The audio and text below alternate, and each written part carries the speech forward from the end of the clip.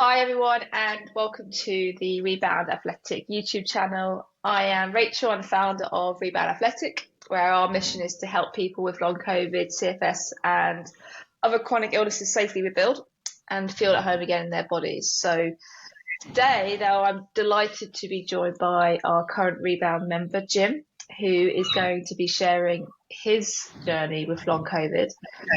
And so welcome, Jim. And thank you for talking to me today. Shall we maybe start from the beginning? Yeah, sure. Hi, Rachel. Thanks for having me. No, thank you for being here. So maybe, if you could just take us back to where this all started for you, and maybe what life looked like for you, but just before you got ill, probably a good starting point. Well, yeah, just before I got ill, I was already kind of ill, but a different illness. But yeah, in general, the 10 years before COVID hit me, I was a really busy, active person. I had my own startup, did a lot of sports, boxing, CrossFit, running, half marathons. But yeah, in hindsight, yeah, actually, not really minding my body. And I experienced a few burnouts. Uh, Mm. um, so and then after a new burnout, depression. I had a long period where I did not feel really well. It was also because of the probably the side effects of new medication I got, and then I came off of this medication, and within a few weeks, I felt my old energy coming back, and I started boxing again, and then I got this little flu, and I tested, and it appears to be COVID.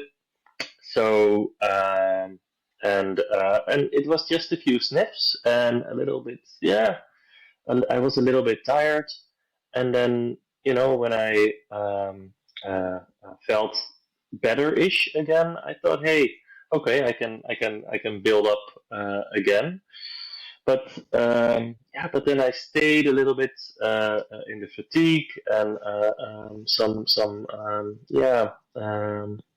the brain fog. But I was already used to this as the side effects of the medicine or the period still after my last depression burnout. So it was like, okay, it's perhaps a relapse of this, and only I had a new thing, which was a new symptom, which was kind of weird. When I remember I was in the garden unrooting a little tree, which can be quite physically stimulating. And it went fine at the moment, and I felt fine doing it. But 2 days Mm. after, I got this really debilitating fatigue. It was really weird. It was the kind of fatigue you can feel when you're sick, when you have a fever. And this was weird. This was new, but I did not get it. And so after 5-ish months of staying in the same loop, I went to the general physician, and he said, "Yeah, well, this symptom is pretty typical for long COVID. It's called post-exertional malaise." I really studied on how to pronounce it, and yeah, that's when I got the label of long COVID, and which was quite helpful in a way. Nobody knew, of course, or there was still very little known um, about the whole condition and what to do. But well, there was stuff on the internet, so I dove into it, and I found a few solutions. Of course, the supplements, quite a few. There was something about with a laser, putting a laser on your specific spots of the body, which would boost your mitochondria. So I also had this, and together with an exercise from from a physiotherapist, which stimulates your vagal nerve, and yeah, being busy with these kind of solutions, I got a little boost already, and then this exercise with the vagal nerve, that was really something. You just had to like put your arms around, behind your back and just watch one side until I won't show, but eventually you will yawn, and then all symptoms would fade away, and that was pretty magical. So with this exercise, I then could build up my work, and but I still could not sport, and well, a few months later, I still was a little symptomatic, and yeah, and then this whole the situation at my work was that I was in an exit scenario, so that was really stressful, and then a period started where I really tried to challenge myself in terms of sports and really push myself, but that totally did not help. I really was trying CrossFit trainings for 4 to 5 times a week, really like normal, healthy athletic people would do, but it only got me down further. And this was the second year. So I got COVID February 2022. So 3 year celebration now. I'm in a way better place, luckily now. But and over the years, I see big waves of where I was better, but still a little bit symptomatic, still not being fully able to do everything I wanted. And well, in my worst, just seeing someone I had a clock which said 20 minutes, and if it would be 25 minutes, which is very typical, I would have a backlash with this post external malaise, and then suffer fatigue for 2 weeks, and just being on the couch and feeling really drained.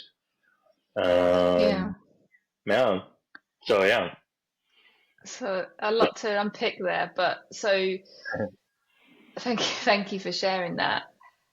So it sounds like you're quite severely ill at the start, it sounds like, and you were kind of in this boom bust situation where you didn't understand what post-exertional malaise was. Like, none of us probably did. It's probably the first time we'd ever heard of it. And perhaps in this kind of carrying on kind of as much as you can, and this sort of belief that you probably might just get better because, why wouldn't you? You were this athletic type A and, personality. So the things that you mentioned there about supplements and some kind of laser, and did they help at all, or was it just the vagus nerve therapy you did practice? In hindsight, I think the mind-body therapy really helps, and the same principles apply here. If you're hopeful, you have found something which will really help. It will usually give you a boost, and depending on how it works and how your mindset is, it will help a lot. Like the vagal nerve exercise did, and well, probably physiological, it's also helped because the vagal nerve is connected to the nervous system, and this exercise should put the nervous system from stress into the healing position mode. But yeah, it's stiff in your head. I still have this illness. I still should be careful. It will probably stay because after last year, I found this book from Jen Rodney.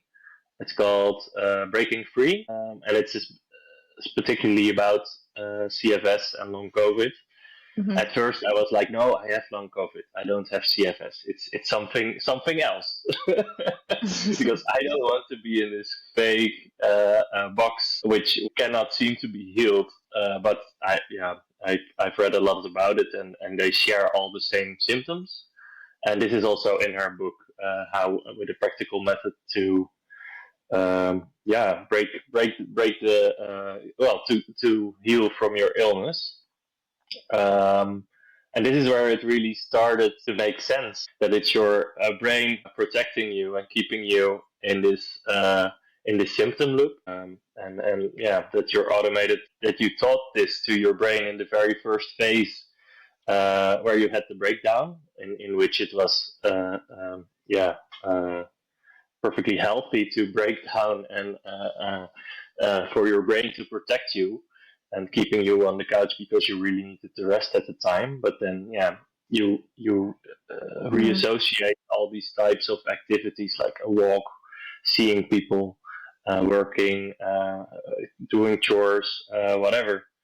You associate this with the symptoms, and if a symptom starts when you see someone or you do something, and then it's like, ah, here's the symptom.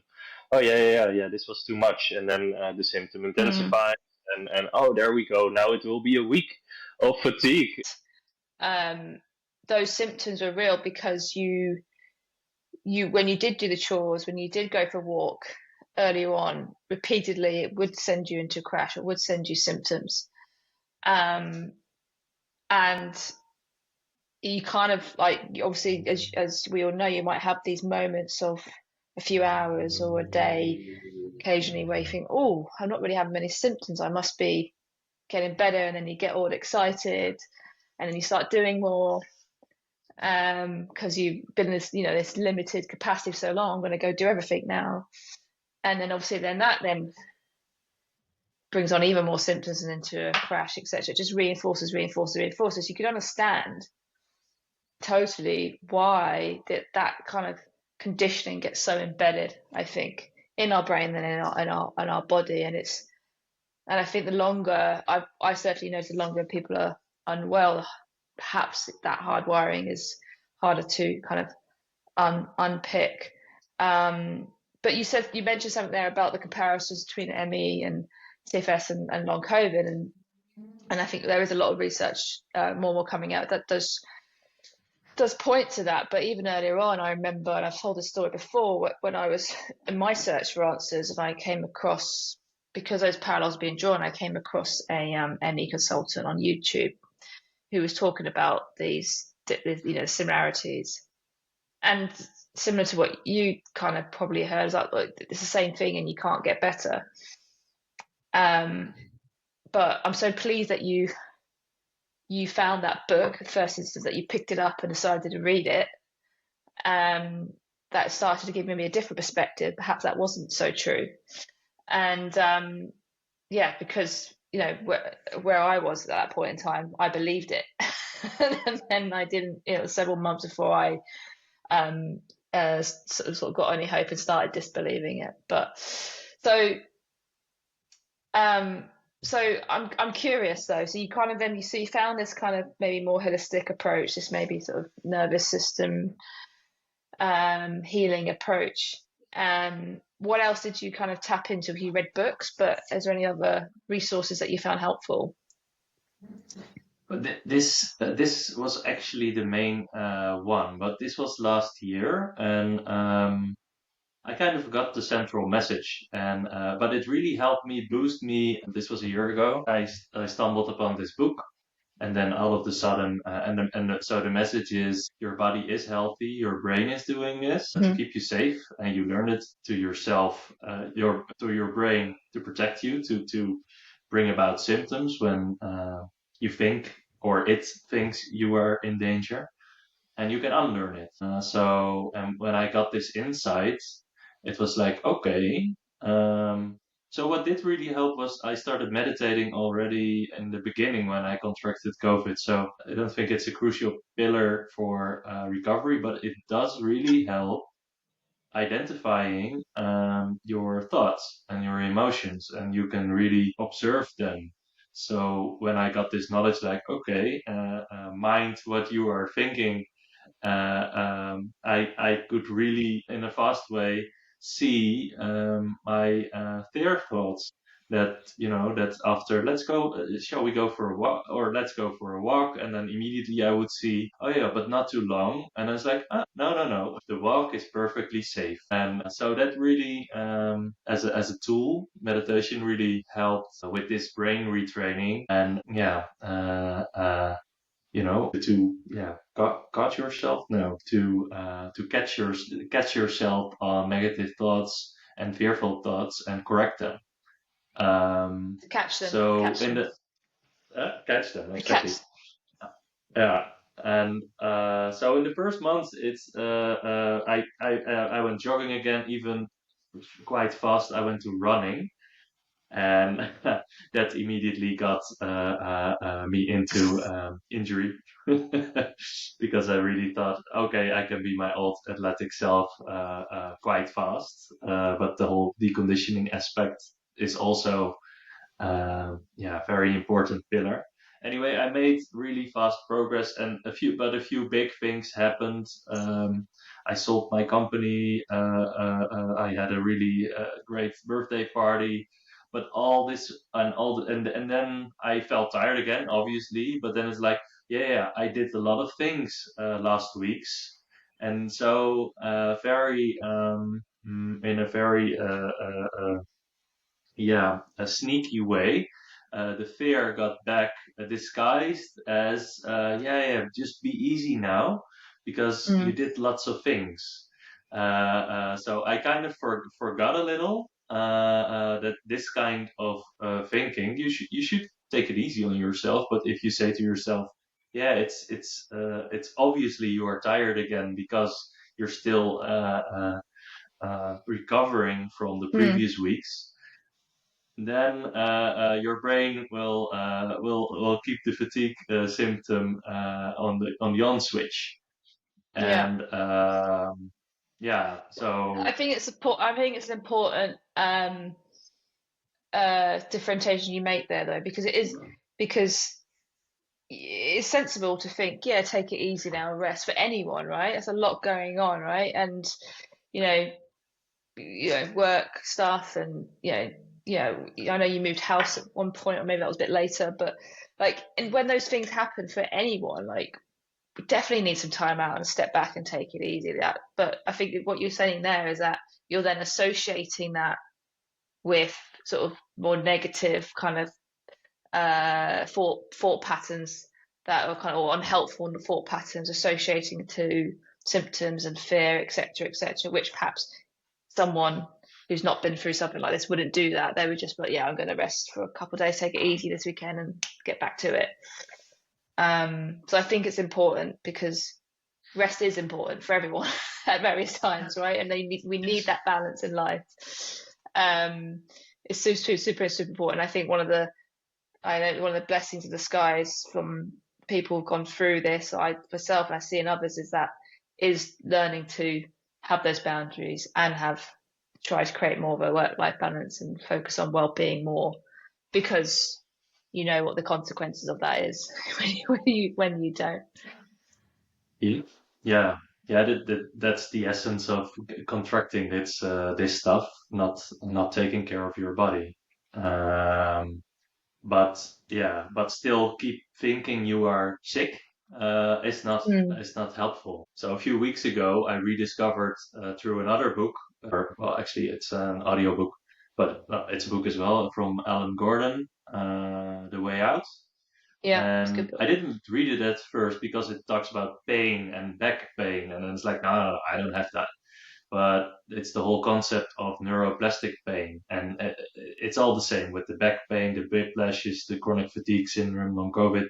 It's the brain protecting you, and but also you being stuck in this cycle of fear and pain, or call the pain symptoms if you like. And then it really got clear again, that he really states your body is perfectly healthy. Perhaps it's deconditioned and you should take it easy, but it's the brain bringing about these symptoms. And then I got it totally clear again, and then it was like, oh, okay, I can in that case I can jog again, I can start slowly building up work again, I can, and after a day of with a little sport and a little work, I can see a friend, sure. And yeah, this really works. And this approach, I've seen many recovery stories as they really help me. They give me hope and inspiration. And I've seen 60, and perhaps in one of them, someone found some toxics in his body after really thorough research. And actually, all the others seem to be this mind body brain retraining approach. What was your main key for recovery? It was the same. Mhm. It was, well, I think there's there's a short version of this. I think the first step for me was stopping, because I tried to push through, because my wife was pregnant and my daughter was due to be born after my second infection, which sent me kind of quite bedbound. But I still tried to like do stuff when I could, in half an hour at a time when I had some bed rest. I'd try and do a bit of work or whatever. Um, so about 9 months in, I finally just stopped everything and just stopped trying to push against my body. When I had moments of a tiny bit of capacity or whatever. Um, but it was in that time that I then started to focus on, okay, what's in my control, and doing sort of more like started doing meditation, nidra, and things like that. And then that kind of led then to down that holistic route, and because nothing else had worked, the supplements, the experimental medications, the rest, the Yeah. pacing, like I don't know actually how you pace, to be honest, when you have nothing in the tank anyway. Like we can maybe talk about pacing another time, but I have views on that.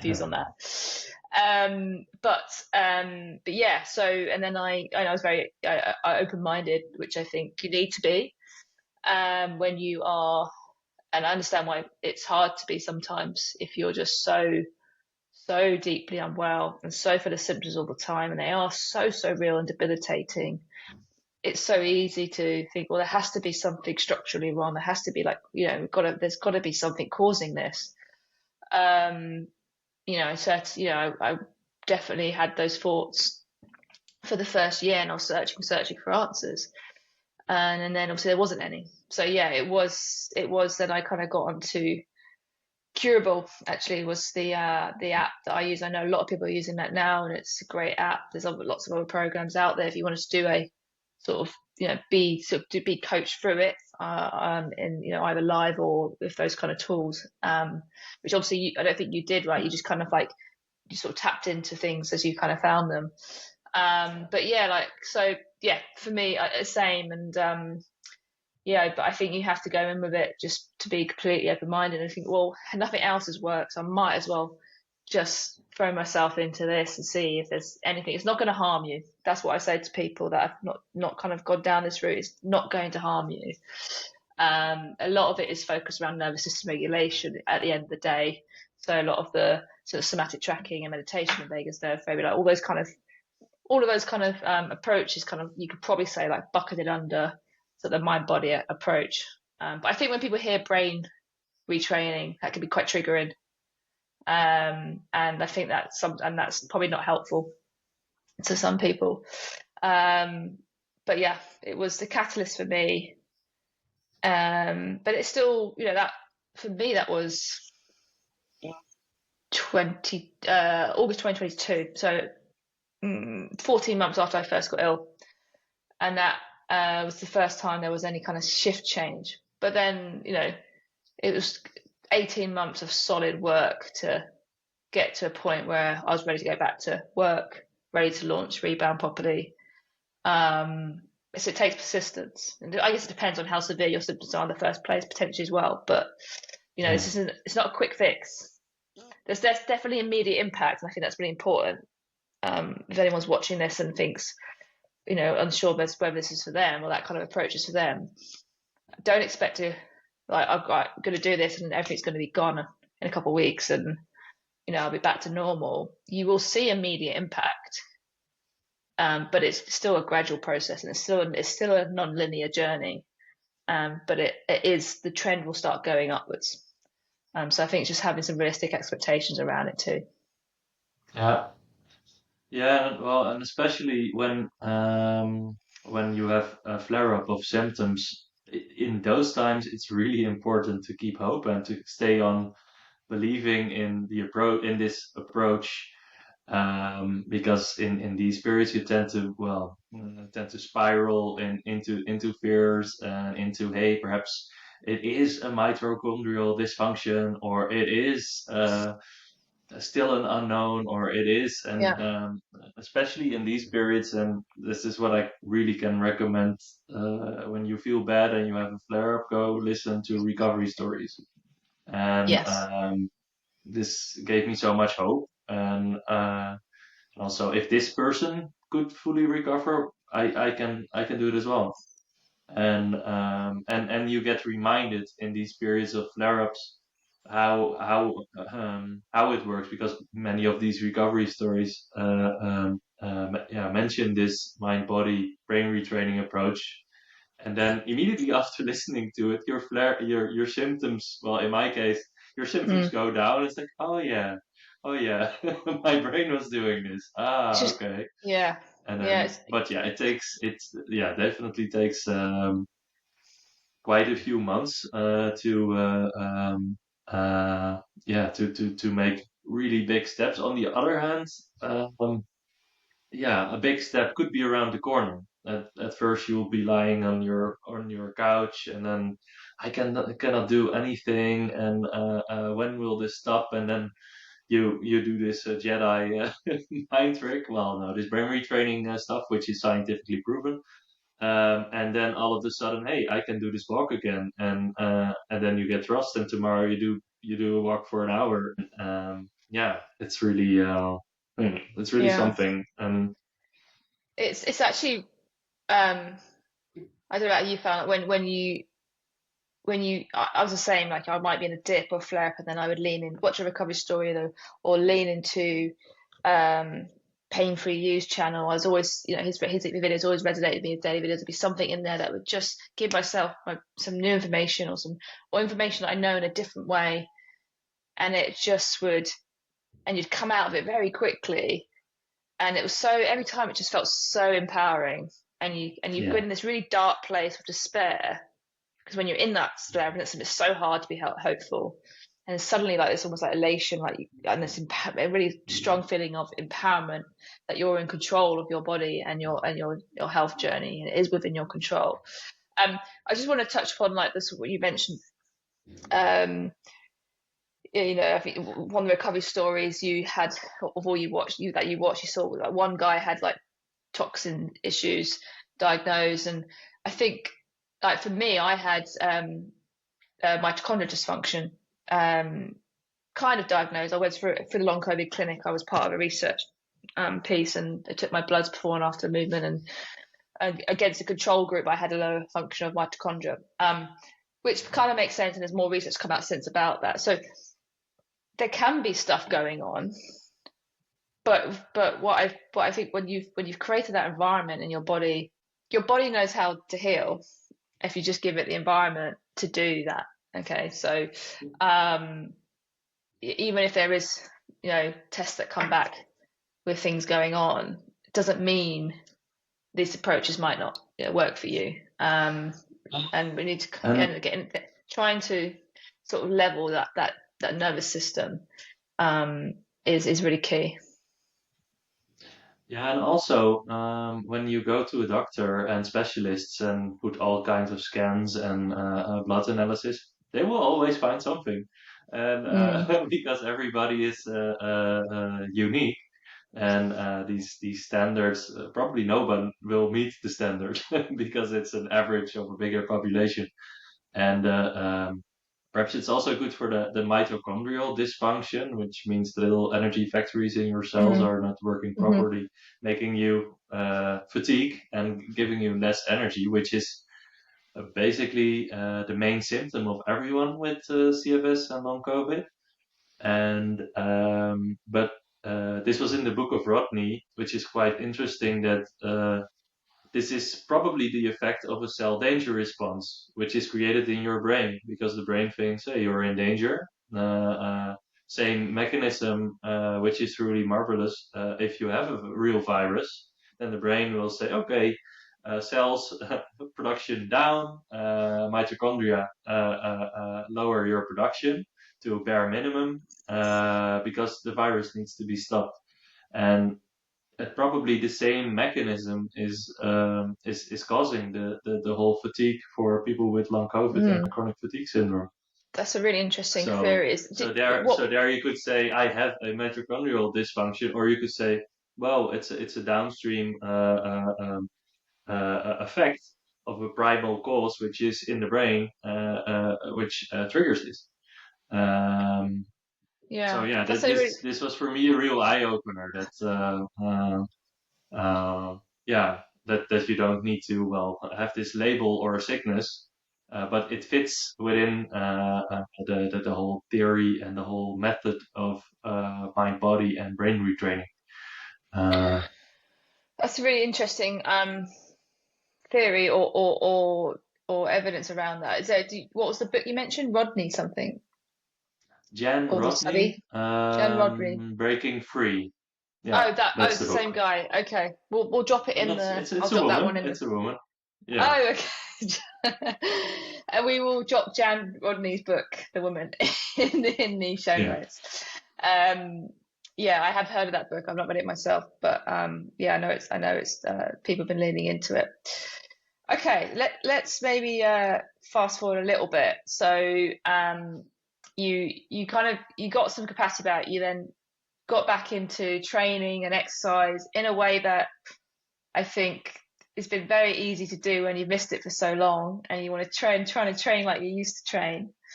But you mentioned that didn't go so well. So did that cause you to crash again, or did it cause some symptoms to come back? Like, what happened? There was this period where I was really harsh on myself, demanding I would do 4 to 5 CrossFit trainings a week. I was then in the phase where sports is the medicine. It's not not directly. Then I had the phase last year when I started jogging and went too fast with running again, and then I got injuries. So yeah, triggering flare-ups at first, but also triggering injuries. So that was when I found your program, and I thought, hey, this is also a professional with the same who also had long COVID, and it's a really thought out, well thought of program. Yeah, so that's when I thought, okay, I will subscribe to this, and yeah, I'm really happy I did, because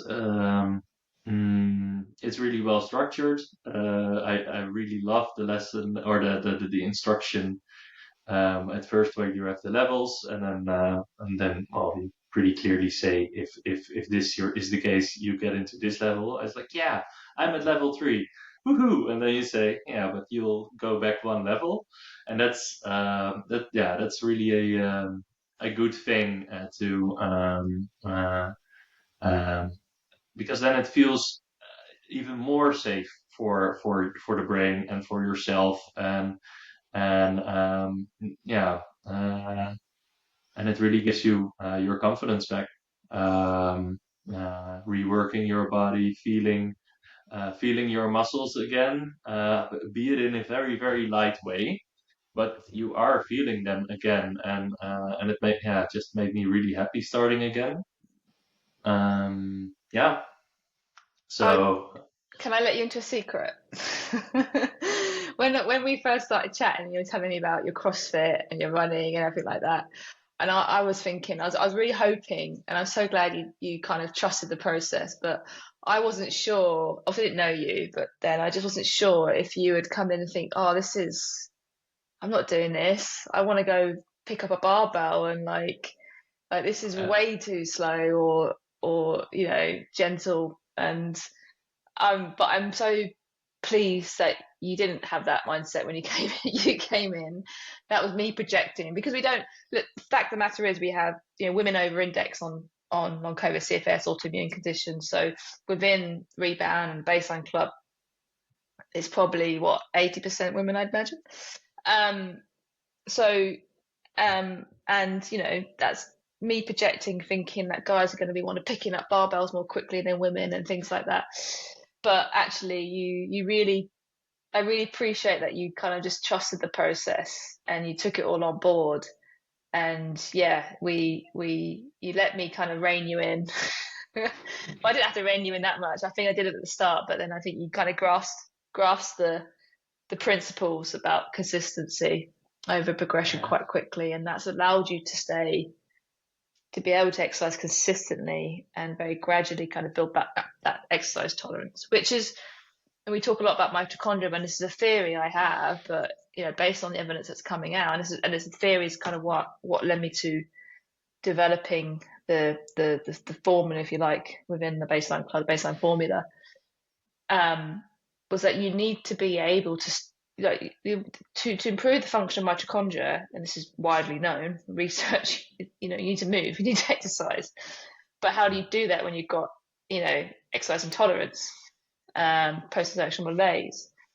So how do you get that balance where you're able to stimulate the cells, or stimulate new mitochondria in the cells without too much and then damaging more, like, if you want to kind of put it really simplistically. And the answer is you have to do so much more less than you think, and take such a more gradual approach to progressing than you might think as well. But yes, I'm really pleased. Thank you for trusting me, and look at you've managed to sustain it for now 6-7 months, I think. Yeah. Since September, I subscribed, but then I moved to the other city, so it took a little while before I really started to consistently do some trainings. But yeah, let's say 4 months. Yeah. And especially and so also from the in the deconditioned perspective, and the avoiding injuries, and actually training your body and all little muscles in different places really slowly, to prevent injuries and to make yourself stronger. And like what's the word what you have in the swimming pool, where you can jump to the other to a next phase. Oh, the diving boards, or the like a diving board, or perhaps more of a trampoline. Like an inflatable, when you're in the water, when you jump in between. Yeah, kind of. Yeah. Okay. Well, which can really boost you to the next level of your athletic self. Yeah. I think it's important. Yeah, it's important that sort of preventative type movement, for injury preventive type movement, when you've been deconditioned as well. And when we've been bed bound for a long time, or not been able to walk far and activate our hip flexors and our glutes and things like that, it's as we all know, then when you are able to then do more and get back into a training, it's soul destroying then to get injured straight away. And then one of my first clients that happened to, actually, I felt so bad for her.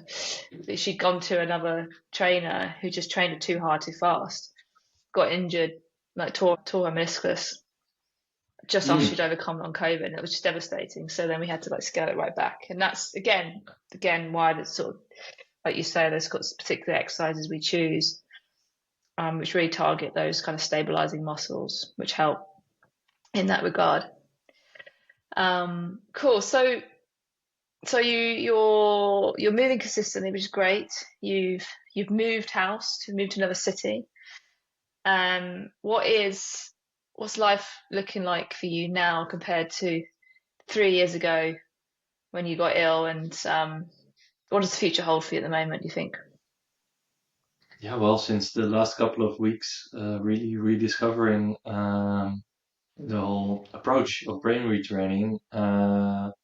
My perspective also switched from my body is perfectly healthy. It's deconditioned, and I just need to work on the brain, and I can build up. And just before that, it was my goal for this year was recovering for 100%. So this switch to just you are healthy but build up slowly. It's just such a difference. So I'm in a really good Mm. place. Sometimes I can be symptomatic, and it's also a little bit of a challenge. Like, is this a brain symptom? All the symptoms are from the brain, of course, because well, it's our main processing unit. But is this really a fatigue from sports or the things I did in the days previous? And so I had this last Sunday. So I had heavy legs, but also a few muscle aches in my legs. And so I rested the morning because I had a really busy week, but then it was still going on during the afternoon at the start. And then I was like, no, no, no. What would a healthy, how would it affect a healthy person's body? It's like brain, stop the heavy legs because the muscle ache, yes. And then, well, then the heavy legs go, and then I could walk again. So I'm pretty much symptom free.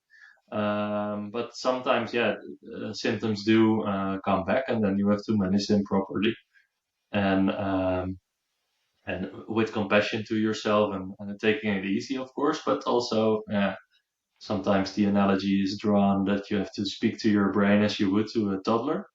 Like, Mm. no, stop it. It's okay. It's safe. It's safe.